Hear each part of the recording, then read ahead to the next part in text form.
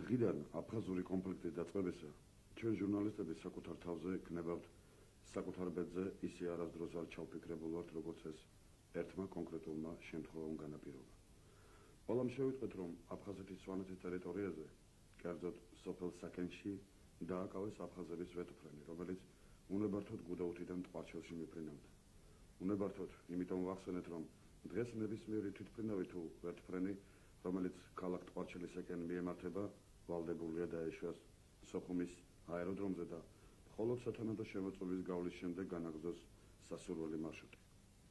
დაკავებულ ვერტფრენში სხვა პირებთან ერთად ჩვენი კოლეგები გუდაუთის ტელევიზიის ჟურნალისტებიც ისხდნენ. მართალია მათ სხვებთან ერთად მიეტოვეს სოხუმის ტელევიზია და გუდაუთში გადაბარგდნენ, მაგრამ ჟურნალისტი ისი ჟურნალისტია თუ სადაც არ უნდა იყოს იგი და რა პირობებშიც არ უნდა უხდებოდეს მუშაობა, ხალხს არ მიეწოდოს ობიექტური და სწორი ინფორმაცია. სამწუხაროდ, მათი ტელევიზია დღესაც ღვაწლსა და მტრობას თესავს ქართველებსა და აფხაზებს შორის. იმ ხალხებს შორის, რომლებიც საუკუნეების მანძილზე ძმურად და მეგობრულად ცხოვრობდნენ. მივდიოდით და გზაში ვფიქრობდით, როგორ შევხედავდით ერთმანეს თვალებში, როგორ მოვიკითხავდით და რას ვეტყოდით ერთმანეს.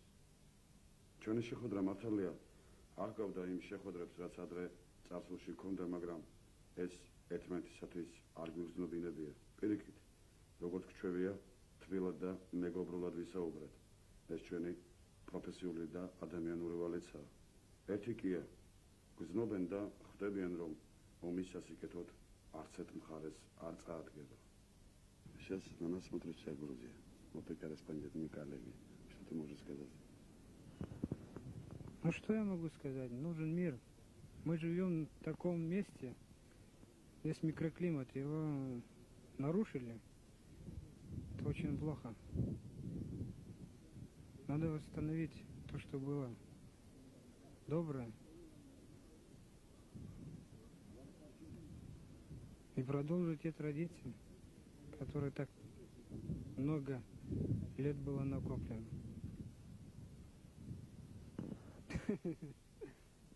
Тяжело в нашем состоянии говорить что-то, вы поймите нас.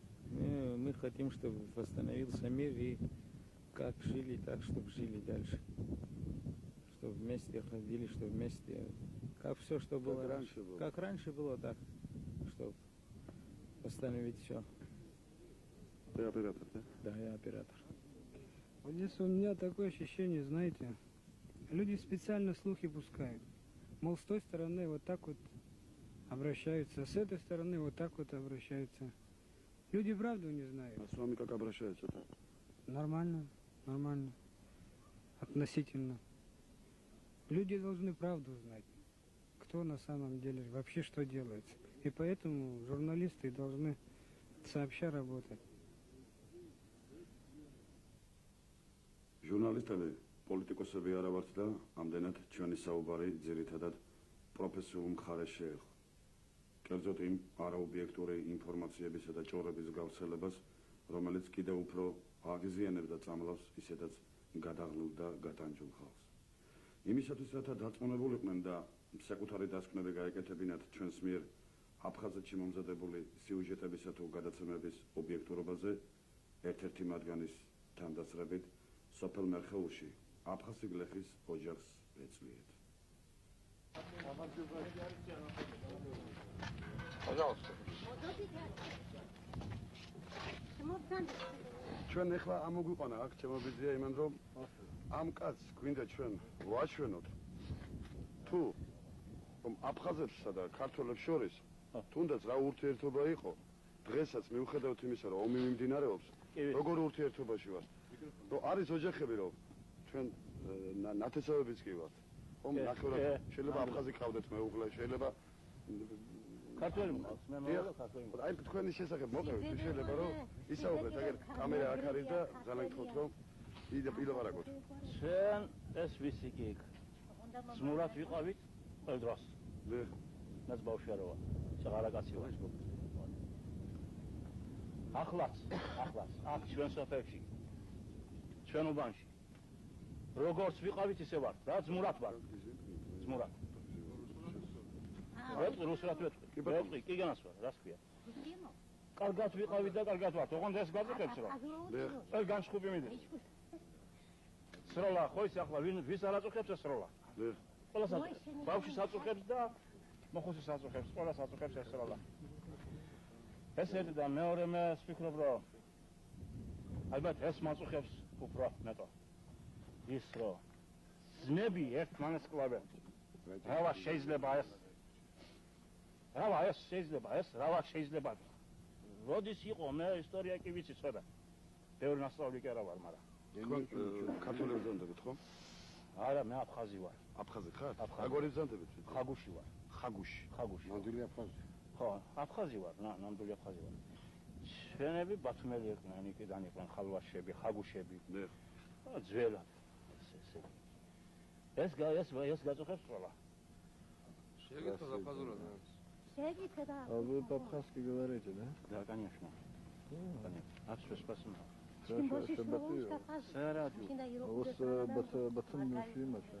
Мамо, вы сабду ябду. Рак, шунхоешь так рак. Вообще здесь, это прадедушки мои когда-то из Батума были, говорят. Я это не сам, Не помню. Не знаю, не помню. Мне уже 59 лет. Я не помню эту историю. Ну, слышал. Хозяйка уберет у сад шер холму кумзер. Сызробил вот это все. Эвиндол. Хагирах. يعوزي بالشرف شباخب شوية. هاي شباخب شو باباريا يكوي بخوت ايش بزي حيبون على اخشن ديسوتنا. ეხლა ცოტა გადაგვითარგმნეთ, თორე ჩვენ არ ვიცით აფხაზური. ხო. Мы очень дружно Сказал то же самое. Да.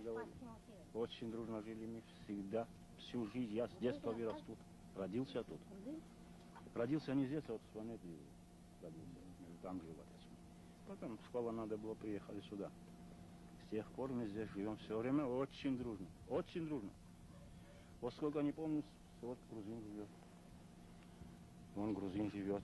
Вон грузин живет. Это все наши люди здесь. Ни одного не помню, даже вот пускай супруга не даст соврать. Дай Бог, чтоб их ракеты падали попусту. С обоих сторон. Чтоб люди не гибли. Молодежь чтоб не гибли. Молодежь гибнет. Гибнет. И надо как-нибудь во что бы ни стало остановить. Надо. Правильно? Правильно.